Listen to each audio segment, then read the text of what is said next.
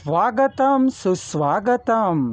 स्वागत है मित्रों आप सभी का हमारे YouTube चैनल हिंदी साहित्य में। स्वागत करता और आपके मंच संचालन करता है टी निरंजन।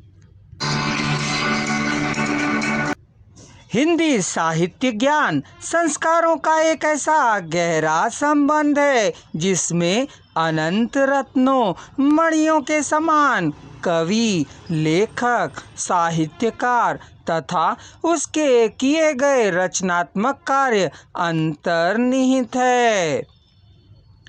हिंदी साहित्य जगत में प्रेमचंद जी का नाम बड़े आदर से लिया जाता है।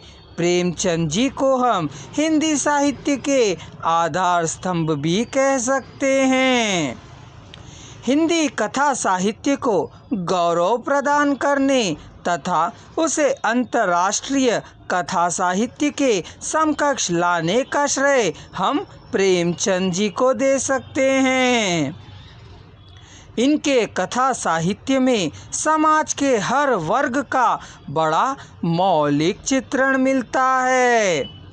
ग्रामीण जीवन के दुख दर्द, अभाव, पीड़ा का तो उन्होंने इतना मार्मिक चित्रण किया कि पाठक उससे प्रभावित हुए बिना नहीं रह सकते। प्रेमचंद जी का जन्म सन 1880 को वाराणसी जिले के पंडरीपुर नामक कस्बे के समीप लमड़ी नामक ग्राम में हुआ था। उनके पिताजी कायस्थ घराने के सदाचारी व्यक्ति थे जो उन दिनों डाकघर के मुंशी थे। इनकी माता एक सीधी सरल घरेलू महिला थीं।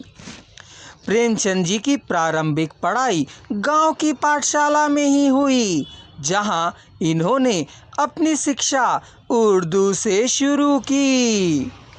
मुंशी जी ने किंग्सवे कॉलेज से सन 1898 में मैट्रिक परीक्षा पास की। इसके बाद सरकारी नौकरी में आकर इंटर परीक्षा पास की। साथ ही सरकारी नौकरी में उन्नति करके यह सब deputy collector, inspector of schools बने। इन पर सन 1921 के तत्कालीन स्वतंत्रता सेनानियों का प्रभाव पड़ा और अपने सरकारी पद को छोड़कर बस्ती जिले में मास्टरी करने लगे।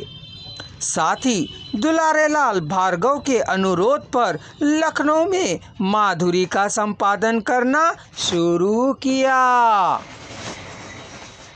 पर वहां पर ज्यादा समय तक टिक नहीं सके और काशी आकर हंस निकालना शुरू किया।